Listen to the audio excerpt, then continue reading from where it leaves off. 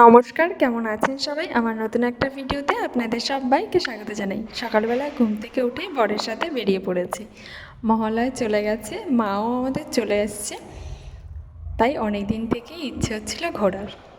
তো মাঝ রাস্তায় দাদাভাইয়ের সাথে দেখা হলো। দাদাভাই বেটুকে স্কুল থেকে দিয়ে ফিরছিল, তো দাদাভাইয়ের সাথেই বেরিয়ে পড়লাম।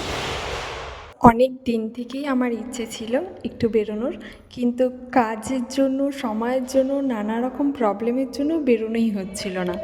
আর আজ যখন সুযোগটা পেলাম, একদমই হাতছাড়া করলাম না। রেডি হয়ে ঝটপট করে বেরিয়ে পড়েছি। ব্যাস চলে এসেছি।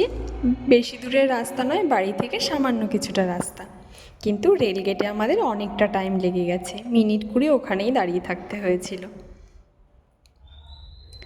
চলে এসেছি।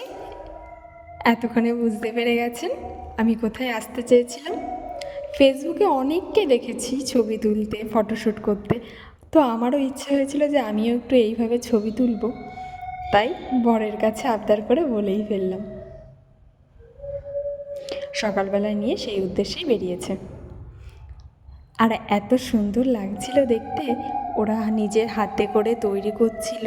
কোনো ঠাকুরের গায়ে চুন চেপেছে, কোনো ঠাকুরের গায়ে কালার চেপে গেছে, এখনও কত ঠাকুর তৈরি হচ্ছে, সবে কাঁচা। বেশ ভালো লাগছিল, খুব সুন্দরভাবে টাইমটা কাটলো এখানে। আর এই দেখুন, চলুন আপনাদের দেখাই দাদাভাইয়ের কাজ। এত সুন্দর, এত নিখুঁতভাবে কাজ করছিলেন, সত্যি অনেক ধৈর্য থাকা দরকার আছে এত নিখুঁতভাবে কাজ করার জন্য। মা তার সন্তানদের নিয়ে চলে যাচ্ছে মামার বাড়ি ঘুরতে, মাত্র কয়েকদিনের জন্য। সত্যি একটা বছর আমরা অপেক্ষা করে থাকি। ঘোরা শেষ, বাড়ির দিকে ফিরছি। আর এবার বাড়ি ফেরার সময় রেলগেটটা খোলা পেয়েছি। সত্যি বাড়ি ফেরার পথে এক জায়গায় ঢুকে একটু নিয়ে নেব ছোলা বাটারা আর মিষ্টি। সকালের টিফিনে আজকে এটাই হবে।